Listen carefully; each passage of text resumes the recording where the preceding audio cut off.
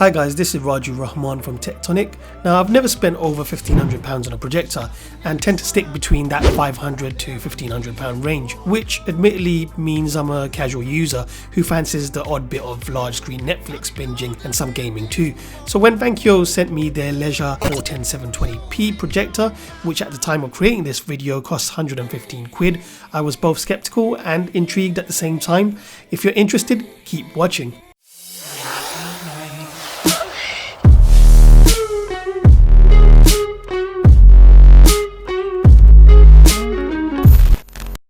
The Vankyo Leisure 410 video projector comes in this no frills box, but slide out the first thing inside the box and you're presented with this unexpected yet lovely carrying bag.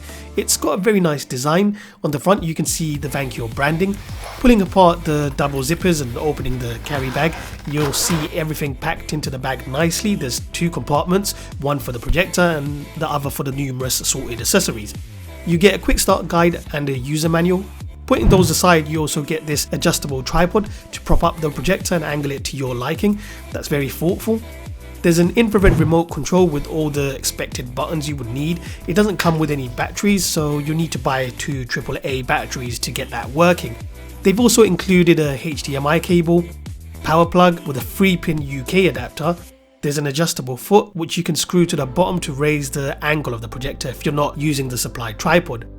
An old school composite video cable which most people won't recognize anymore, and finally, tightly velcroed in is the projector itself. The first impression you get holding this projector is how lightweight and portable it is. From measuring and weighing it myself, it's about 210 by 180 by 80 millimeters and 1.17 kg. On the top of the projector you've got a manual focus wheel which can be turned fairly easily. For some reason whilst using it the wheel did jam once, however a little nudge did get it moving.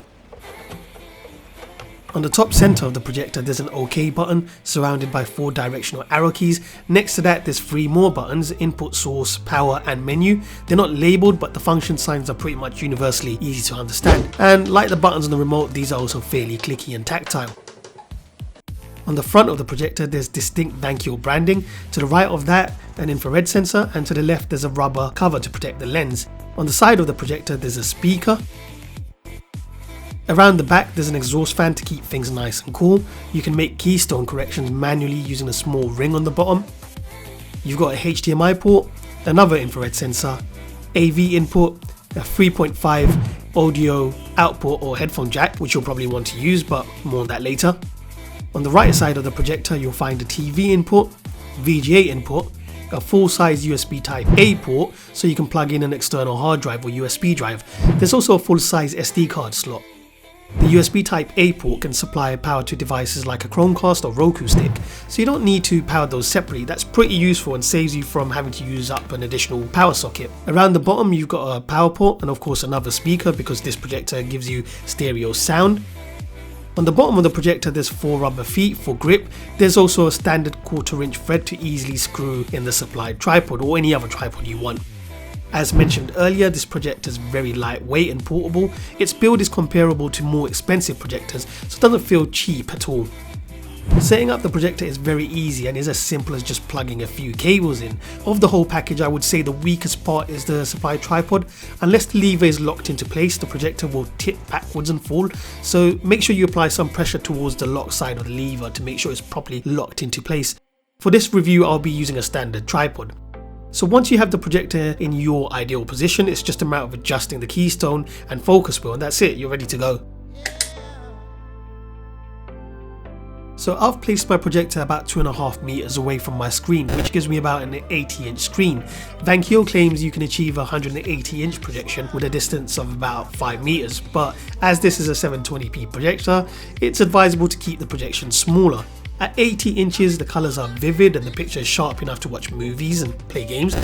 Vankyo claims the projector has 5500 lumens, but if I compare it to an Optima HD27E with its stated 3200 lumens, you can see the Leisure 410 is clearly not as bright. Take that as you will, but to be honest, considering the price difference between these projectors, I'd say the Vankyo still performs pretty good. And to be honest, comparing these two projectors is somewhat unfair. Just make sure you use the projector in the dark as that's when you'll see the best result. I'm not going to go through all the specifications of the projector and bore you, so I've placed all the other key specifications on the screen, but feel free to pause and check those out if you want to. So this projector will play footage from a source device that supports 1080p, but as its native resolution is 720p, it will downscale that video. The 720p footage is more than good enough, but of course during my testing, there were scenes where at times I did think a 1080p resolution would have helped. But for the most part, unless you're comparing directly side by side with a 1080p projector, you probably won't notice the difference in image quality. As with most things about this projector, the colours are better than I expected. Under default settings, everything looked fairly good, nothing looked over saturated, and darker scenes didn't look too bad either. It didn't look like I was losing much detail on greys and blacks, although if you're unhappy with the way it is, you can always adjust the picture settings in the menu options. Under picture mode, you can switch between vivid, standard and soft. Notice that switching between them adjusts the contrast, brightness, colour and sharpness. Of course, if that doesn't do it for you, you can adjust the individual parameters to your own preference.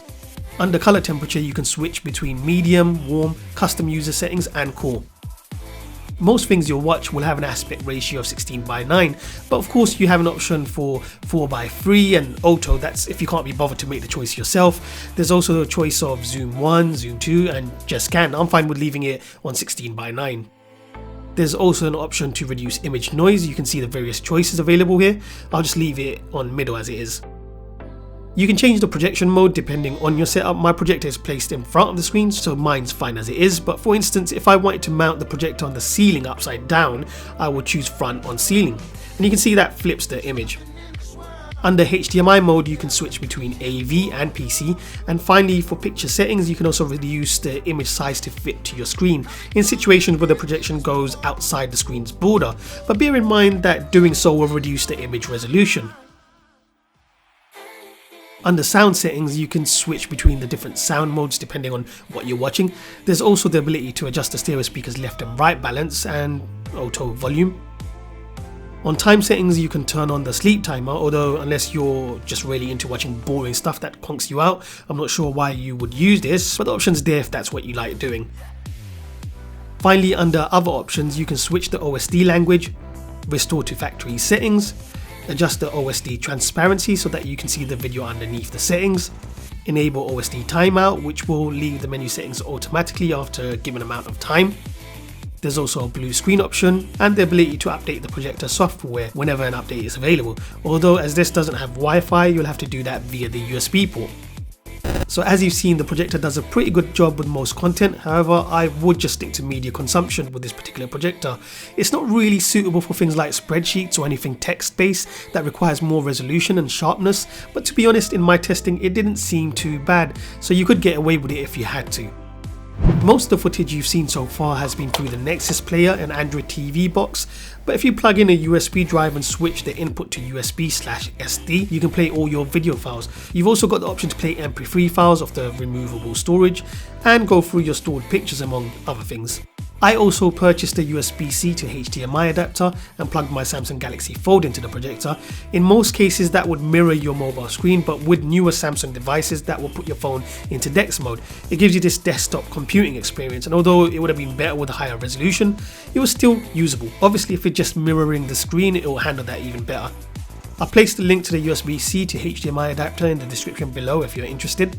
So of course this projector does a decent job for watching video, but it's not limited to just that. I connected my PlayStation 4 via HDMI and played some FIFA online. It's a decent way to test input lag, and although not really a scientific test, I found that the image looked pretty good, and I didn't feel any lag between me pressing a button on the controller and seeing the response on the screen. Unless you're really serious about competitive online gaming and every millisecond counts, I don't think you'll be disappointed. The Vankyo 410 stereo speakers are reasonable. It's not great, but even at full volume, about 20 centimeters away from the projector, you get about a max 92.9 decibels. The speakers are clear, but as with most built-in speakers, they're somewhat tinny.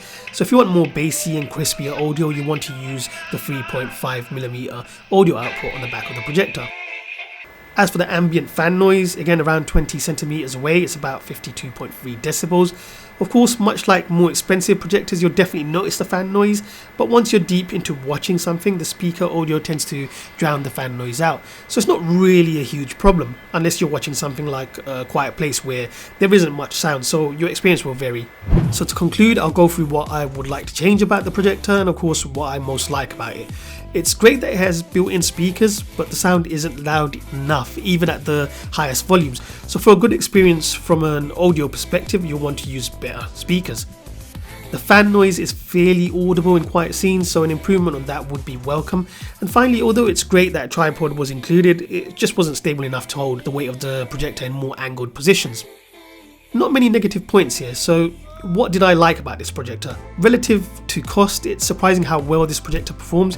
You get a really good picture for the price. I mean, I went in with low expectations due to the price, but was pleasantly surprised. The image quality is great for both movies and games. The projector is easy to set up, it's portable and not very heavy, so it makes it easy to get it up and running. Vankyo also provides all the accessories you need to get started, no last minute dash to buy a HDMI cable. I mean, I've been in situations where I've set something up and then realised that I still need to purchase something else to get it working. Everything you need is included in the carrying bag, and that bag in itself is great, so you can take the projector around with you anywhere you want. So all in all, a great projector for the price, something you can buy for the kids and not worry about being out of pocket if they break it. If you're new to projectors and need something to get you started, this projector is a great option that you won't be disappointed with, as long as you taper your expectations. If you want to purchase this projector, I'll place the link to the Amazon product page in the description below. This has been Raju Rahman from Tectonic. Thanks for watching. If you enjoyed this video and it helped you, please subscribe and like, that would really help me out. And don't forget to check out these other videos too.